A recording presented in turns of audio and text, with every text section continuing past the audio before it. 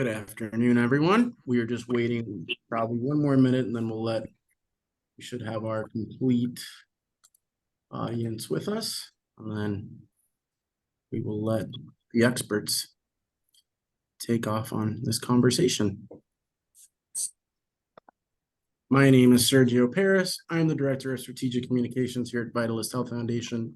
And joining us today are Matt Eckhoff, who's the co-author of the Arizona First Responder Mental Health Integration Spark Report.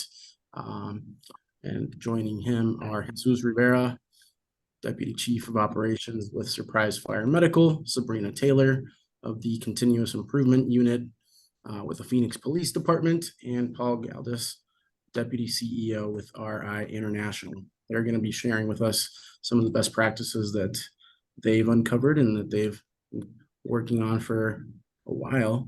And hopefully it'll be an informative conversation. And if you guys have any questions at the end, there will be about 15 minutes at the end to ask them questions. But without further ado, we'll cede the floor to Matt Eckhoff. Hi, good afternoon, everybody. As Sergio already mentioned, I'm Matt Eckhoff. I've had the pleasure of working alongside the Vitalist Health Foundation as a public health consultant from Community Community Consulting. And we've been working on this SPARK report, the Arizona First Responder Systems and Mental Health Integration Report, for a little while. Evolution is ongoing, obviously, but today I'm excited to dive in to a few areas of the report. And before we get started, I want to just point out that the report included folks, agencies, first responder agencies, mental health agencies, school districts, et cetera, from every corner of the state. And so I think over the course of the last decade, we've certainly seen an uptick in agencies that have come into the fold of first responder and mental health system integration, which is really exciting. We've seen partners from 911 dispatch, law enforcement, fire and EMS agencies, and mental health system providers and advocates. And this report was only made possible by those individual agencies and partners who came forward to share their insights for us to pull together. So excited to have you all here today as we dive in a little bit deeper. And I especially want to thank these three folks who are our expert esteemed panel who are joining us today: Paul Galdys, Jesus Rivera, and Sabrina Taylor. And Sergio, you mentioned a little bit about where they're from, but hey, I have a little bit more bio information here, so let's dive in. Paul, good afternoon. How you doing? Feeling fantastic, and thank you for having me on today. Absolutely. And Paul is here with us from RI International, where he serves as the Deputy CEO. And RI International, for those who don't know, it's a global organization that delivers a multitude of programs to support mental health and substance use crisis service delivery design, as well as peer-delivered care. So Paul, you're a familiar face to us here in Arizona. You've held leadership roles with the Arizona Department of Health Services, as well as the Arizona Healthcare Cost Containment System. So glad to have you here and your expertise. We'll dive in a second. Sounds good, thank you. Of course. And Deputy Chief Jesus Rivera from the City of Surprise Fire Medical Department. Hello. How are you? Doing well, Jesus. So Jesus is a longtime advocate for enhancing fire and EMS strategies for emergency response practices. And he's a member of the Vitalist Health Foundation Board of Trustees, as well as a member of the Arizona Health Information Exchange Advisory Council, among many other things. But thank you for being here with us today, Jesus. Oh, I'm happy to be here. Looking forward to the discussion. Absolutely. And Detective Sabrina Taylor. Hello. Hello. How are you today? Hanging in there. How are you? Glad to have you here, hanging on or otherwise. Sabrina works with the Phoenix Police Department's Continuous Improvement Unit and is a member of the CIT, or the Crisis Intervention Team International Board of Directors. And Sabrina is a steadfast advocate for a trauma-informed policing practice and is a key leader in expanding police and community partnerships to enhance crisis service delivery. All right, that's our all-star panel. Excited to have you all here, and let's dive right in. The report that we pulled together covers a lot of information, but there are three key areas that we seem to keep hitting on. And collaboration is has long been a key feature of success when we look at first responder and mental health system integration. So, Paul, can I put you in the hot seat first? Sure. All right, let's start with the 988. I know you and the National 988 Crisis Talk or Crisis Jam talk a lot about 988. Can you first of all share what 988 is for those who may not be familiar and how you see its interaction with first responders? Yeah, I would love to. And if I could just start with a little framing, Matt. A statement that stuck with me over the last couple of years came from John Franklin Sierra in LA County. And what he said, he's a system engineer by training and then helps lead their behavioral health redesign efforts for a county of 10 million people. And he said, every system is perfectly designed to get the results it does. And if you think about that, the system that we've had in place, 911's been around since the late 60s. And that system is designed to answer every call that comes through at this point, triage and dispatch the best resources they can. And for people in mental health and substance use crisis, that meant largely triaging and then dispatching law enforcement, sometimes EMS out there.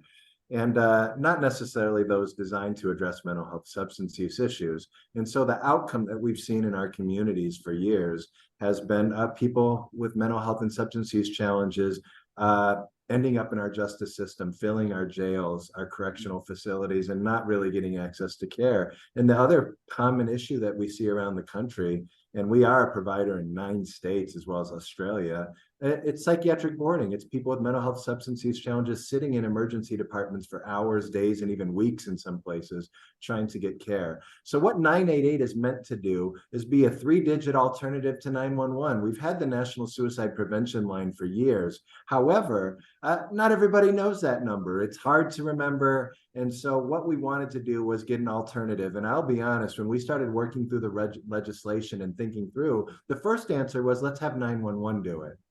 But if I go back to what I said, 911 is a triage and dispatch model for the most part, quickly getting people connected and getting someone in the community. With National Suicide Prevention Lifeline and local crisis lines that we see around the country, our local crisis line here in Maricopa County takes 250,000 calls a year. And 80–90% of those are resolved by phone. So we realize there's a talk therapy part that comes. So any of us can call 988. We can text and chat through this system, and we can get support now that's going to really feel like care and potentially resolve the issue, get connected to outpatient services. So 988 is meant to be, in the biggest sense, a resource to first talk to someone. And if you need something more, a chance to dispatch mobile teams to get someone out to where you are that are specialized in delivering mental health substance use treatment. So that's really what it is in a nutshell. And certainly we still see a lot of calls come through our local crisis lines, but 988 is, we hope, going to be the 911 for mental health and substance use, and a number that everyone will have access to when they need it. Paul, 988 is less than 2 years old, isn't it? Yeah, its birthday is July 16th, 2022. So we're a year and a half in. And look, it's a bit more advanced in Arizona, to be honest, because we had a local crisis line in Solari that is already taking a huge volume of calls that we described. So we had a resource there. Other states, to be honest, didn't necessarily fund a system to take on more calls. So in other states we operate, very few people know 988 exists. And when they do, those calls aren't necessarily being answered like they are here. So it's new, but it is meant to be a memorable long-term number that really gives access to the community. Well, built upon a crisis hotline that's obviously a lot older than, the less than 2-year-old 988 system. I think a lot of people who we reached out to when we were preparing this report talked about this concept of community stabilization, and those who are linked with those crisis hotlines. You mentioned talk therapy. Oftentimes the crisis is able to be dealt with and supported and stabilized over the phone. Yeah, so again, numbers seem to suggest 80–90%. There are communities where it's a little lower than that, but it's often lower not because there's necessarily this imminent risk, but there is a potential someone could use more support. So we usually stick with this 80–90% resolved by phone. And for the others, though, in most communities, and certainly true in Arizona, they can dispatch mobile crisis teams, 2-person teams that go out to wherever you are in crisis and give you support that you need. So, and in those, when you talk about community stabilization, we see roughly 70% of those when a mobile team is out there in the community. This could be on the streets, it could be in your home, could be at the library, the park, wherever that person has this crisis. They're stabilizing 70% of those in the community, meaning the person isn't going to a facility for additional care. They're connected to ongoing supports outside that. Such promising data and statistics from these systems. Hopping over to you, Sabrina, I realize Phoenix has specifically looked at your 911 system and enhanced how those calls are screened and routed. You know, Paul mentions that 911 does a great job at, you know, prioritizing, triaging, and screening and dispatching public safety resources. But you've been working really hard within Phoenix to better screen individuals on the front end before resources are dispatched in the field. Can you walk us through what that looks like? Yeah, so it's a little bit of a work in progress because, as you can imagine, you know, our 911 call takers feel a little bit of a responsibility to make sure that people are getting the care that they need. And it's a little unnerving to not be sending somebody out to them. So it definitely started with low-hanging fruit. But, you know, Phoenix Dispatch has historically only dispatched 30% of the calls that come in. So 70% of the calls to 911 were getting managed some other way. And then there was this batch where the dispatchers kind of knew they needed some help, but knew it wasn't police help. And so they had been allowed to transfer to the crisis line or to 211 and would do so occasionally, but we really needed to make an explicit policy, do some training, and really let them know that this was okay and this was a thing.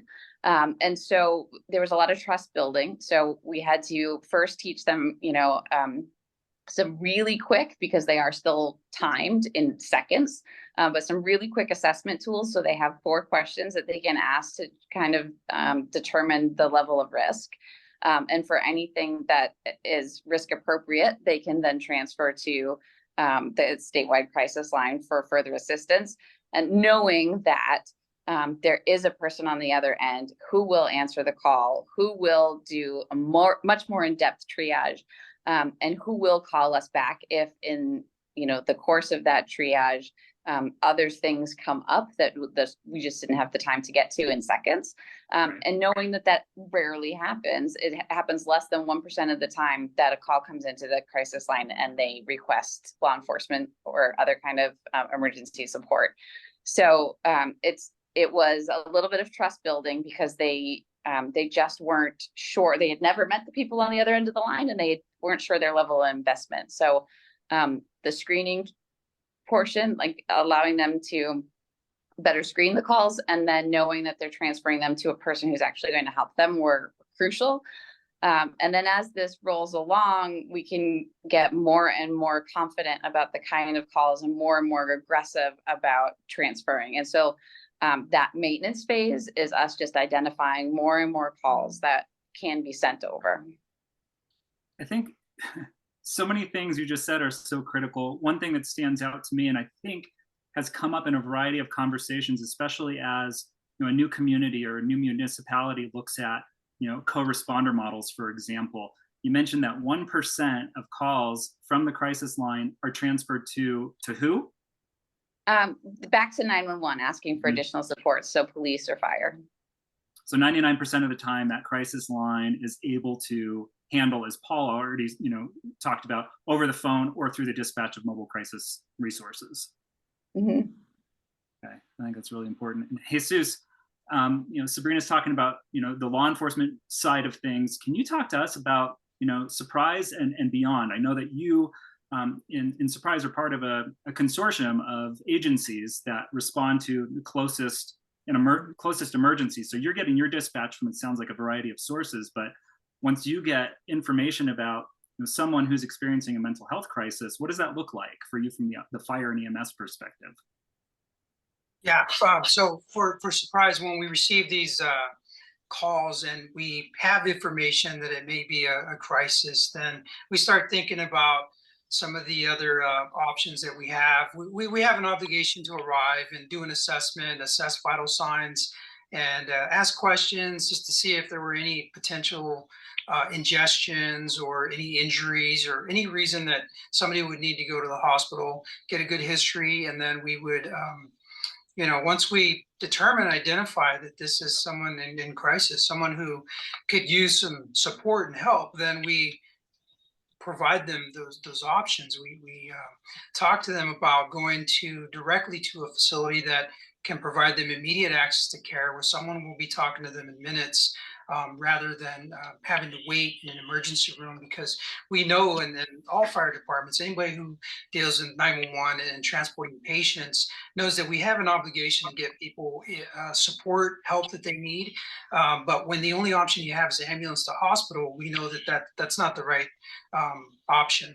So in 2015, we started looking at that, and actually worked with Recovery Innovations and our hospital and medical director, and thought about what we needed to do to be safe, to do what's safest and do what's best for the patient, to be able to take them directly from the 911 scene to a place where they can get help rather than the hospital. And so we had to have a guideline that provided us the criteria, and so we knew what was going to be safe and what wasn't, and that's something that all medical directors can agree to, as far as what we're able to do as paramedics, rather than taking them to a hospital first and then to a facility. So that's really what we do. That's the option that we have for that, is the alternate destination. We stand behind it. It's been very good for our customers. We've had a lot of great feedback and support, and it's something we're happy to do and we'll continue to do. Well, Jesus, you bridge our transition perfectly to one of the other themes that we brought up in the report, and that's building upon resources that first responders can use. So, I mean, you from the fire and EMS perspective, treatment in place or transport to an alternate destination. I think on the law enforcement side, when we talk about jail diversion, these are all resources that I think are gaining, more resources and more oomph, for lack of a better phrase on the spot, to really support 911 call to support of an individual in crisis. And I do want to pause. I don't see any questions in the chat yet, but I want to remind folks who are joining us, you are welcome to provide comments or questions in the chat as we go here. I'm happy to put those into these sections, or we're going to have some time at the end as well to have some conversation. I want to hop back to Paul, because I think even when we started talking right before this call to make sure our microphones were working, we were chomping at the bit. We were right out of the gate, talking about things like diversion and alternate destination and the financing of these things. I just want to hop to Paul, because I know you have a lot to say on this topic. It's a loaded question, but can you share with us some from your perspective about how we sustain and build and grow these efforts? Yeah, well, I love that you have this new news headline in front of us, Treat and Refer, which Access, Arizona's Medicaid program, of course, pushed forward, which helps. But if you think through how this looks, CMS pushed out an ET3 project, which allowed EMS providers to get reimbursed for straight Medicare for transport to alternative destinations. What that requires... Can I pause you for a second? Yeah. So ET3, what was that? It's emergency triage, treatment, and transport? Yep, that's right. Okay. Well done. All right. No, it's fine. Just acronym check. I might have failed that test. I was going to call on Gene Cavallo to help me. I saw he's here. He'll okay, we can phone a friend. That's all good. But that's exactly right. And look, what that means is you have an option to take someone to somewhere other than a hospital emergency department if the more appropriate treatment is available. Now, what you had to do was be identified as an appropriate location, as an alternative destination. You had to do a fair amount of work to do that. But here's the challenge. When you think of EMS responding to 911 emergencies, some pretty critical issues, this would require that you verify that they have straight Medicare, not a Medicare Advantage, not Medicaid, not commercial payer. But if you have straight Medicare, we could transport you over here to what's the right place, a crisis receiving center for stabilization and support, as opposed to waiting in an emergency department. However, if you're not any of those things, you're not going to get paid. And so if you think of the challenge that faces an EMS program that has to still stay financially viable, you can't donate your time and money without getting reimbursed. I think this is a huge opportunity for us to continue to push and say, look, If EMS is on scene with someone, the person should be taken to the appropriate place. This should be funded by Medicaid. I've spent a fair amount of time with the Senate Finance Committee, the House Ways and Means, as well as CMS leadership this past year, pushing on these very things and how we get adequate reimbursement and support for it. And again, to me, our goal, we're a facility-based crisis provider in 9 states, and no one else does this sort of best practice receiving center work in more than one. And they don't do it because it's very hard to maintain that commitment to say yes whenever someone shows up. The challenge that I see our partners facing, that's EMS, is they're unfortunately not going to get paid if they bring them to us. And if you can imagine the horrible place these providers that care and want to make a difference in someone's lives are put in, which is our business won't survive unless we take them to an emergency department. And we all know psychiatric boarding does exist in hospital emergency departments. People wait hours, days, and in some states where we work, we've seen people wait over a week to get access to care. And it's all because they can't bring them directly over and get reimbursed. I think those sort of things have to change. Jesus, I mean, you're shaking your head here. I mean, you're nodding because you've been through this. I mean, I've sat at the table with you. We've been, scratching our heads about this exact issue for a number of years now. What response do you have to Paul, or additional, info from your perspective? Yeah, no, I agree with that. It's the incentive. The incentive's been the same since the 1970s. It's set up to transport people in an ambulance to a hospital, and that's it. And that was really the only option that was available. So, I like to refer to it as expanding the menu of options in 911, because we only used to have that one option. Would you like to go to the hospital? And most people don't. Most people don't want to go in an ambulance to a hospital, especially if there's other options, and they don't really need to. They don't have a life-threatening emergency, and they have somewhere else they can go, then it's the best thing for them. That's what they want. So the incentive is definitely prohibitive of other EMS services starting this type of service.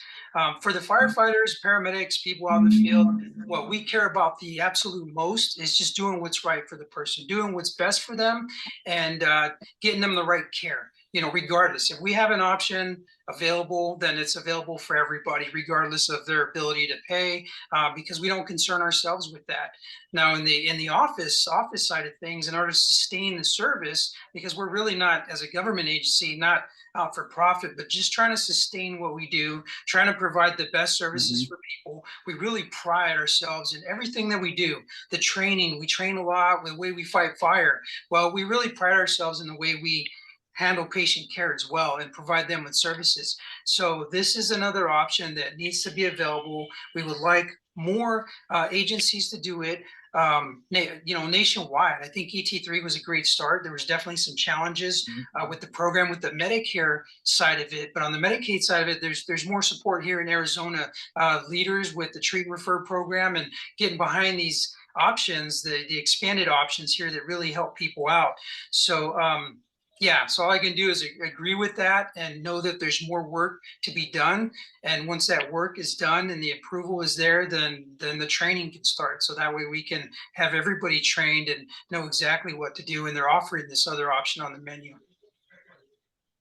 I think this is a good point. We have a couple of questions that are piling up in the chat. And Paul, thank you for sharing your contact information. I was going to let folks know that I'm going to share my information as well as Sergio's, and Paul just shared his email for direct outreach, but we'll share that on our last slide. And you are more than welcome. We know that we're not going to be able to cover everything as in-depth as we would like to during our hour together today, but we want to continue this conversation. We'll have a couple of next steps as well as we wrap up today here in a little bit. But we have a first question here. It says, what happens after the call as far as follow-up? Are people getting evaluated as danger to self, others, and or gravely disabled over the phone? Is there utilization review up front? I'm going to leave that open. Who wants to jump in on that? I can start. We don't operate the call center, but I'll tell you, of course, they're always assessing risk of danger to self, danger to others, and evaluating. Now, where you're talking about, there's no utilization review sort of process there. What they're trying to do is evaluate whether someone really seems to have a significant issue that would benefit from a face-to-face interaction. And if they believe that's the case, they dispatch the mobile teams. And in Maricopa County, I'm going to say Central Arizona, because I think it's through the Mercy Care system, which extends a little further. you're talking about over 2,000 mobile team dispatches every month. So it's a significant volume that's getting out there, and they're evaluating the person face to face. And of course, if they believe there's additional needs, then they move forward. They go to the crisis facilities, they go to inpatient units or other places potentially. But you're getting face to face in front of an actual clinician when it comes to the mobile response. So it all depends on what the evaluation is. Most calls, of course, they just don't rise to that level. So that's the reason you don't see that formal process of going through and having a face-to-face with a clinician. I think the utilization review, piece is kind of interesting. One of the first adopters and among fire and EMS agencies to utilize the health information exchange, Jesus, you and Surprise Fire and Medical Department, I've been looking at data a little bit differently to help guide how you respond and how you support, individuals at the community level. Can you speak to that? Yeah, definitely. When we first started the program, we lucky enough, I sat at a table with the representative of Arizona Healthy Connection at the time, which became Health Current and now Contexture. So I was like, what is that? Like, what is the Health Information Exchange? And so we were able to get an agreement in place with them, partner with them. And we were curious, hey, once we start doing this and we take people to the facility where they're getting care, are they going to be transported out? Are they going to end up going to the hospital? Are they going to end up, calling 911 again?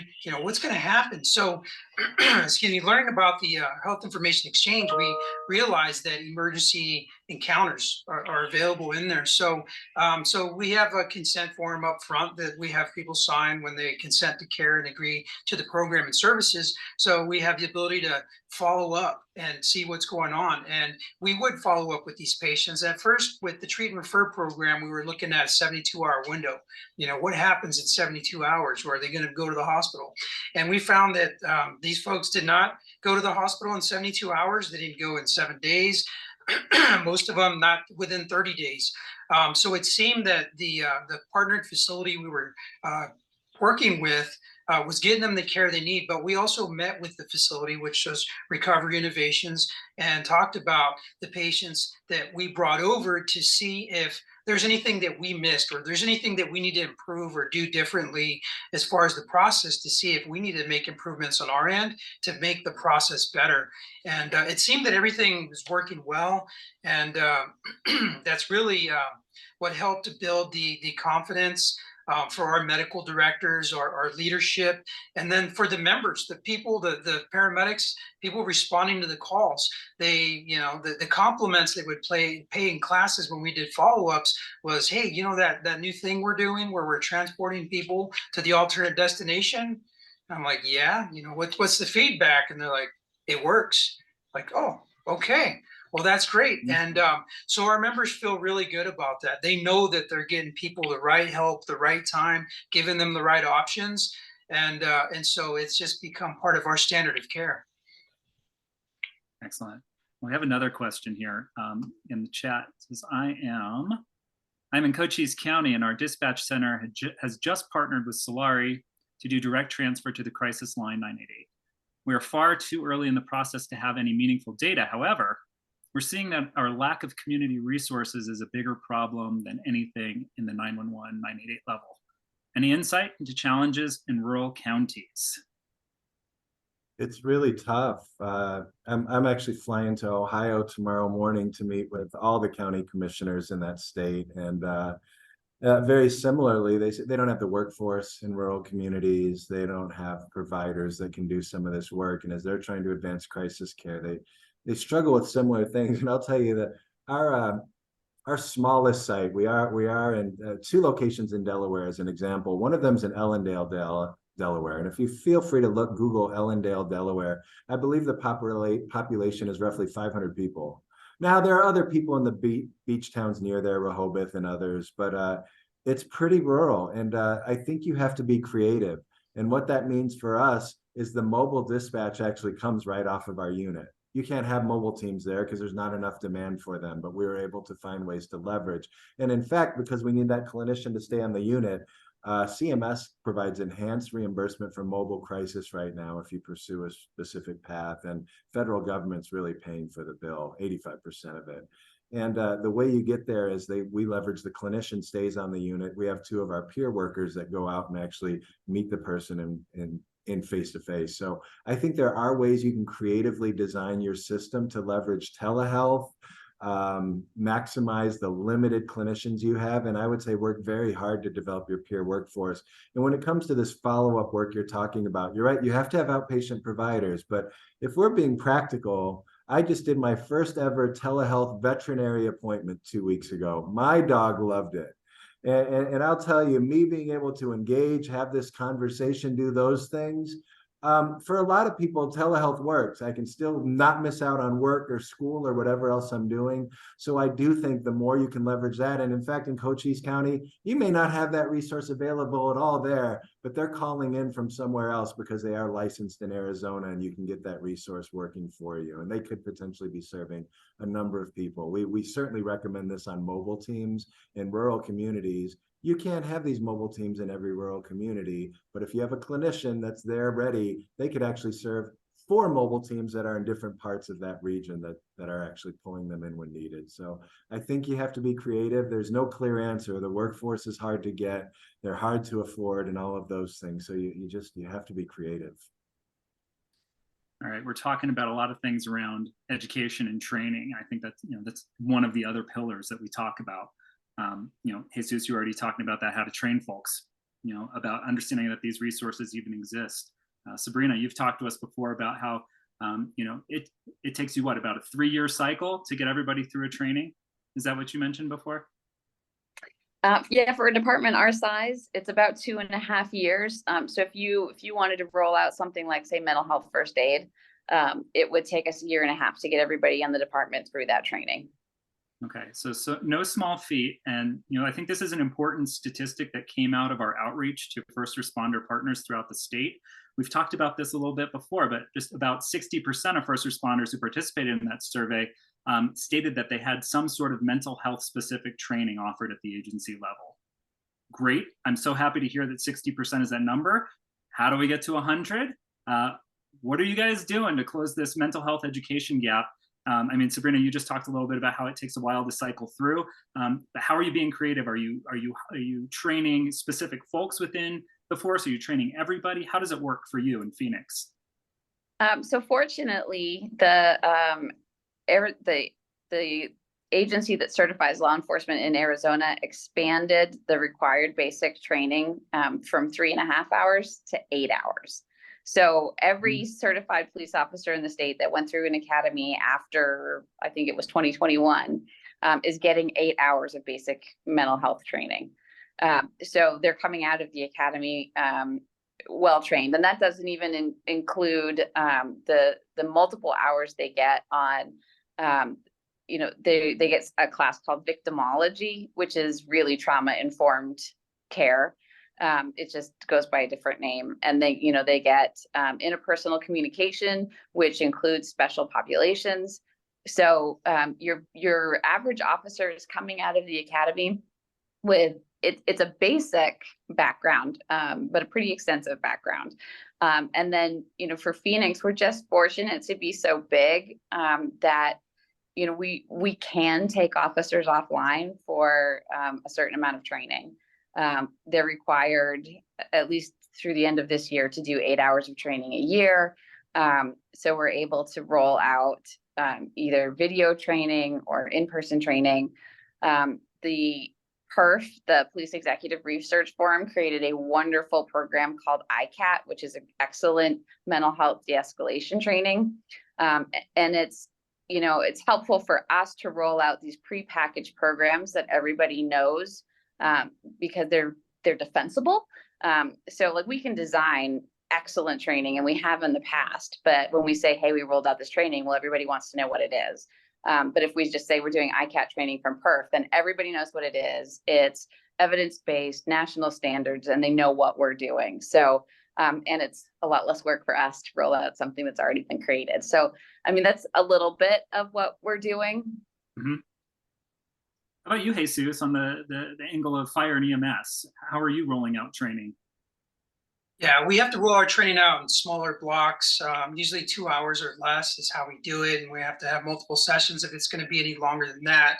I mean, most days we're struggling to get people just staffing the fire trucks when it's flu season or there's illness going around or holiday season, vacations. Sometimes we're mandatory hiring people just to put them on the fire truck, so we don't really have the folks we can pull off the street, and we have a lot of injuries as well. A lot of, the older we get, the more we break down. And so it just becomes a challenge for us. So we have to roll our training out on duty, usually 2 hour blocks, and usually just kind of operational. Hey, this is what we're doing. This is how we're doing it, answering questions. And it seems to work well for what we have. We would definitely love to include more training programs, mental health first aid for everybody, but the timing sometimes doesn't allow for that to happen. But the other thing too, I mean, going back to the resources, that is a challenge. If you don't have a facility to transport somebody to, if you don't have the support in place, then it can make it a challenge. So I agree, telehealth is definitely a great option. We have it available here in our city for employees, and it's super convenient. And knowing that some of these situations can be handled over the phone through conversation. I imagine through telehealth, you have even a higher success because you can see who you're talking to. So yeah, I mean, that's what we're doing. We definitely would love to add more, but we're making sure that we have what we need for the programs we have available. And yeah, I mean, the more we get, the better it's going to be for everybody. The crisis support training, which was rolled out, with Chandler and provided through the Arizona State Fire School, is one available resource for fire agencies going forward.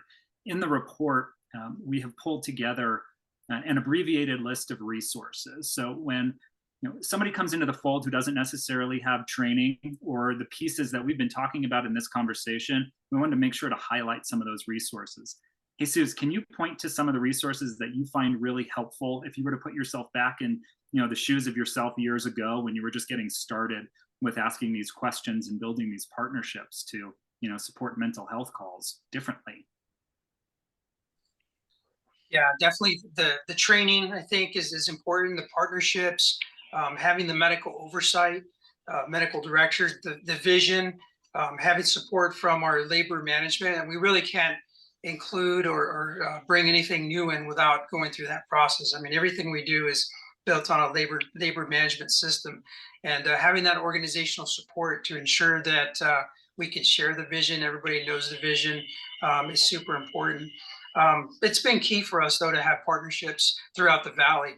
And so some of the resources that are available to us aren't always in our city and our community. So we have to go outside of our community for that. But we're already used to that with we have specialty hospitals we need to go to, like a burn center or a pediatric trauma center or a stroke center.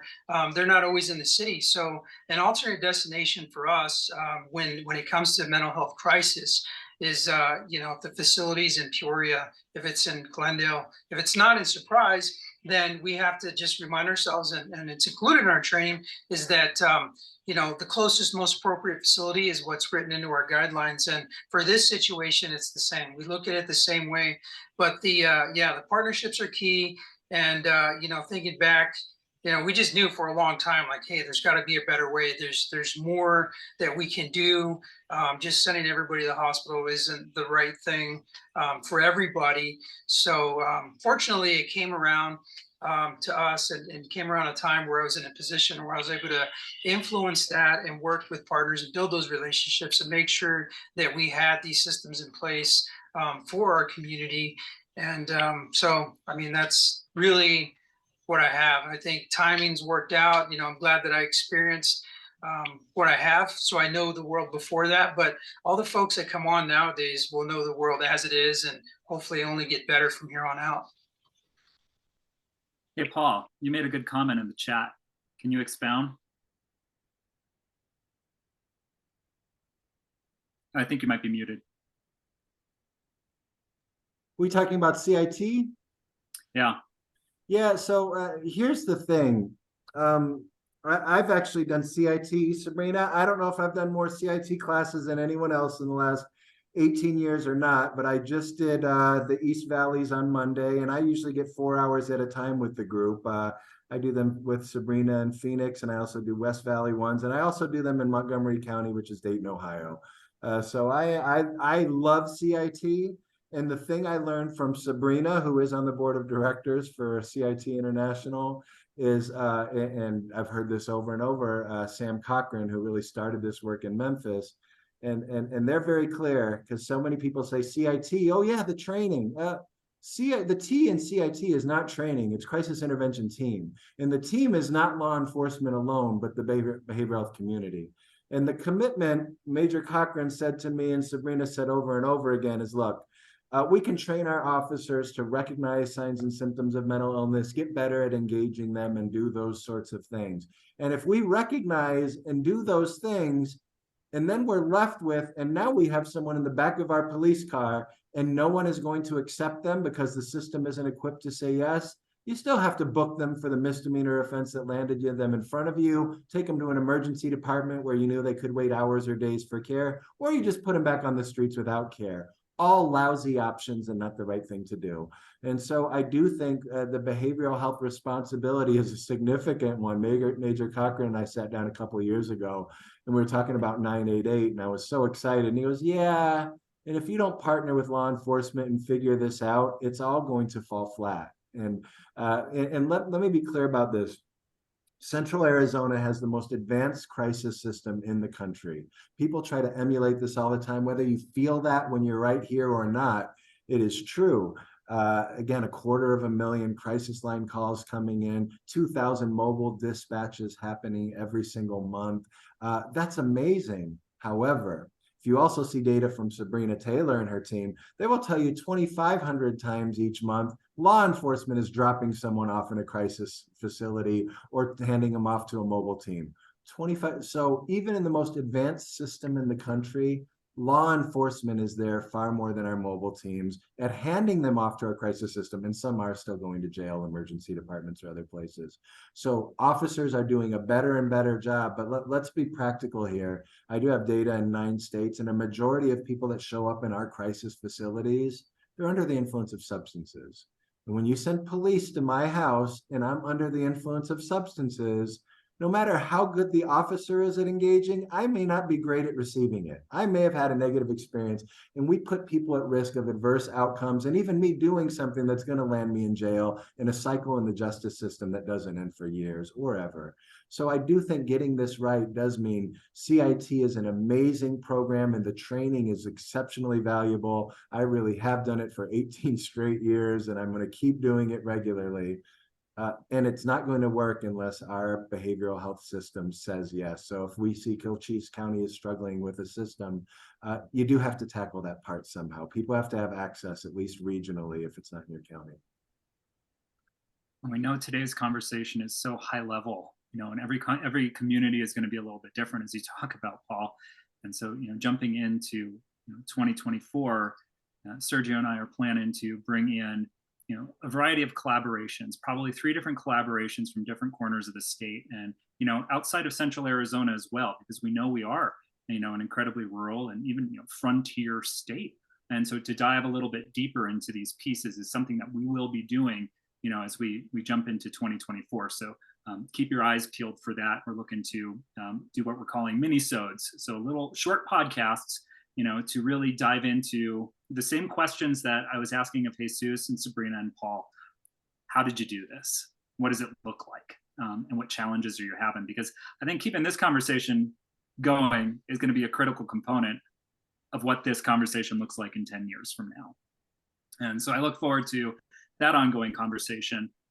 And as we, get to the point where we have just, about another 10 minutes or so together, I want to invite any questions from our participants, but I want to get into our panel for any final thoughts, because I think we end these conversations like, I wish I shared that, one other point.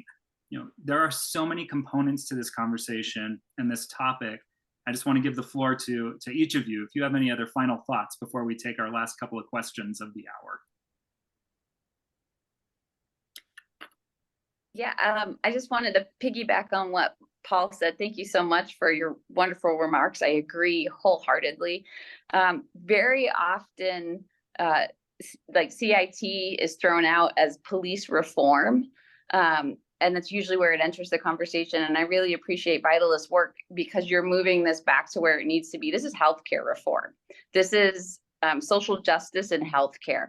And yet governments have a huge role. We control a lot of the socioeconomic factors of health, but we cannot directly impact the healthcare system at all. It's in private payer land, it's in, federal government payer land, and it's in private provider land. So the reason that CIT is a team is because the factors that affect social justice and health touch all of us together, and not one of us can tackle it by ourselves. So we definitely need the voices of the people who are experiencing these injustices, the government for what government can influence, and also our healthcare partners for what they can influence that we can't. So thank you to Vitalist for doing this work.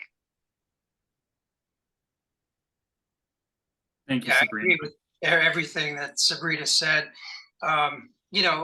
First responders only care about doing what's right for people. We care about people, we care about the community, we want to do what's best. It kind of breaks our heart to see people calling 911 for the same thing over and over and not getting the help that they need. So that's why we started to explore other things like community paramedicine to try to schedule time with them when they're not having an emergency to figure out what resources they can benefit from that they need that they may not have in their everyday life, but would definitely improve their activities of daily living. There's always things that we want to do to improve, to make things better.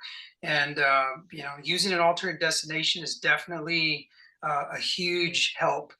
Helps in so many ways. It helps the hospital, helps the healthcare system, but the incentive is the challenge. So, again, not one of us can do it. Even this team probably can't tackle it alone.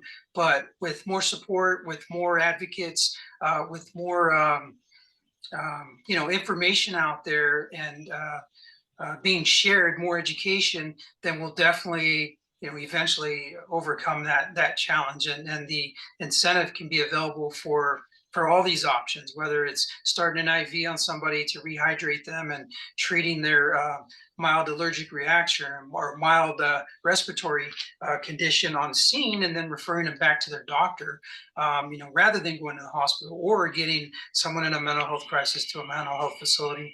Doing what's best is always what matters most to us. That's what makes us feel good. That's how we go home, and so we sleep at night.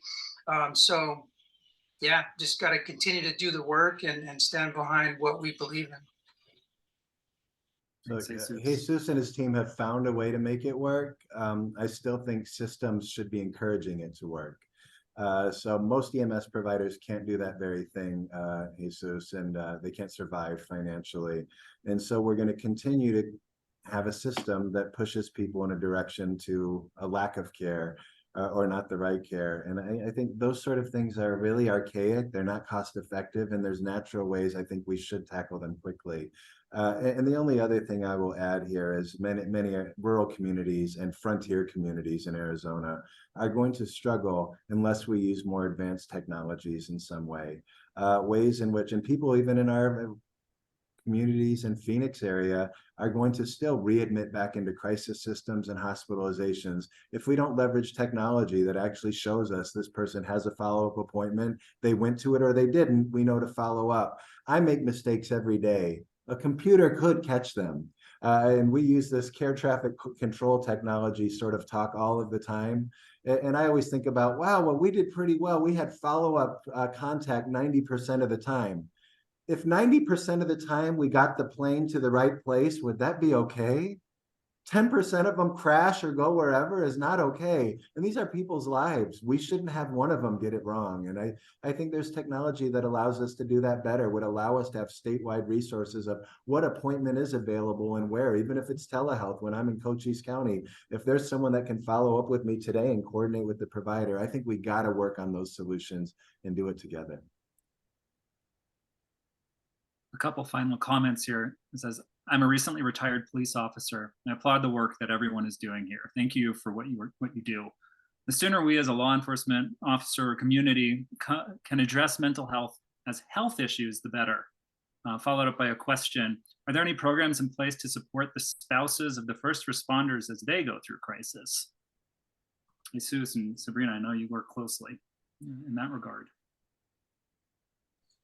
Yeah, so the programs that I'm familiar with that we've had some of our first responders, because the way we look at it is, customer service. We consider ourselves customers as well. So we have emergencies just like everybody else in the community does. And when our members have gone into some of the programs, big partner facilities that we use, they do have programs in place for spouses to help them learn about the process, learn about things they can do, conversations and things like that. So I know that those do exist, along with with peer support as well. We have peer support programs that offer resources, and Fire Strong. So there are specific things, programs available for that. So that's really what I can share on that. So it does exist. Sabrina, anything from your perspective in addition to what Jesus mentioned? Yeah, there's not a whole lot I can add. Certain cities, like I know the city of Phoenix has employee benefits that spouses and immediate family member can also use. There's a lot of people who have a passion for work in this space, so there's probably a lot of options, but no like one central repository. Well, thanks for answering and addressing that question. And I think we talked about in this hour a lot of big policy, conversations and issues. Paul, I mentioned the 988 crisis jam. I found that incredibly helpful from a policy perspective to see what other states are doing related to, supporting this continued integration. Would you echo that, or would you add some other resources that we can be a part of? Yeah, for those looking at changes or learning best practices and what's happening around the country, I think the Crisis Jam's a good one. I'll try and post a link to sign up. It's at noon Eastern every Wednesday. It's SAMHSA leadership are there. You get reports from Congress as to what's going on right now, state leaders from around the country, National Association of State Mental Health Program Directors, NAMI leaders. It's an amazing discussion, and it's focused. We've had good Arizona focused ones. Sabrina's led some of these discussions. And look, the other thing, there was a good one when I thought about rural after this. Oklahoma's doing this amazing pilot. As law enforcement have iPads with them, and so does EMS and fire, and they actually can connect with clinicians immediately just as they walk around with their iPads that are already connected to clinicians if they see somebody that needs some help. So there's different creative things that can be done in communities. I'll try and post. Well, we're in a new era, yeah. And I think that's what we try to highlight and illustrate in the report. Encourage everyone to get their hands on it, share it locally. I think the next steps of local communities really getting involved in different crisis response strategies is taken a hold. Jesus, I think back 10 years ago there were a couple doing this, and now putting out a survey to the state, many are doing this work, with many more to follow. And so I think the more models and resources we have to support other communities with, the better. With that, I want to thank you, Jesus, Sabrina, and Paul, for being here. You are our professionals. You are carrying the torch forward in this work, and I'm so honored that you spent an hour of your day with us. On the screen, my email is posted as well as Sergio's, and I think each of our panelists shared their emails for direct communication. This is not the end of this conversation, even though it's the end of our webinar. I'm going to turn things back over to Sergio, but I just want to say thank you to our panelists and thank you to each of our participants who are here with us today. Thank you so much. Thank you, Matt, and thank you, Jesus. Thank you, Sabrina. Thank you, Paul, for all of that information that you shared with us. This is being recorded, so if any of your colleagues are interested in this, we'll be posting this on our YouTube channel and sharing it out. I think we had some drop off in registration to actual attendance, so we'll send it out to everybody to make sure that everybody gets this information. And like Matt said, we're going to be exploring this a little bit more regionally in the next coming months, so we'll have more webinar / mini episodes of these topics. So watch out for those, and we'll get them into your inbox. Thank you. Thank you to everybody. Thank you. Bye-bye. Bye.